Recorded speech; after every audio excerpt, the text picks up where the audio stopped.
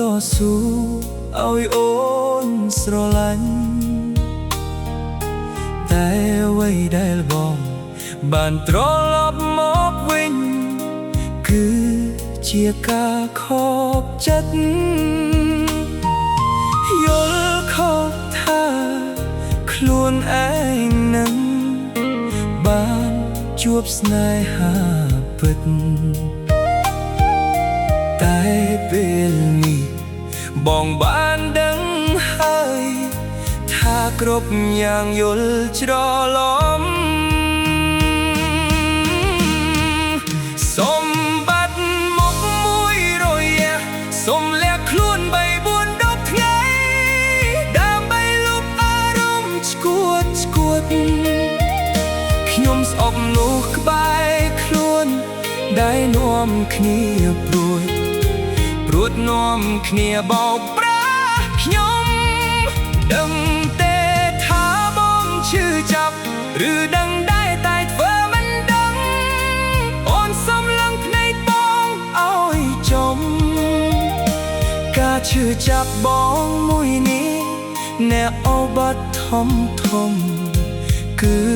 រូបអូនម្នាក់គត់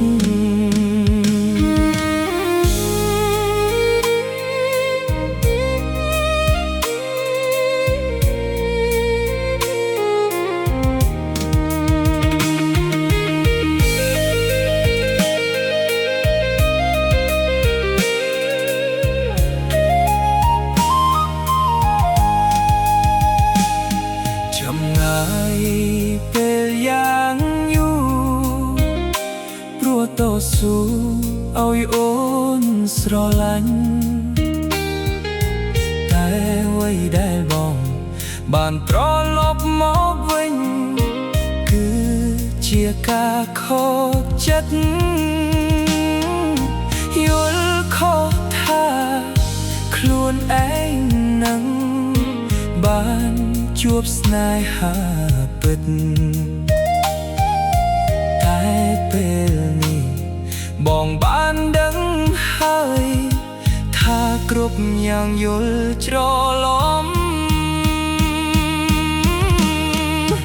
សូមបាត់មកមួយរយៈសូមលាក់ខ្លួន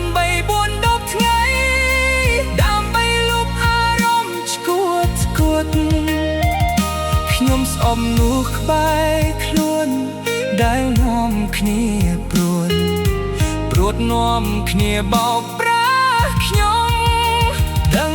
ទេថាបងឈឺចាប់ឬដឹងដែរតែធ្វើមិនដឹងអូនសំឡឹងភ្នែកបងឲ្យចំការឈឺចាប់បងមួយនេះអ្នកអូបាត់ធំគឺរូបអូនម្នាក់គត់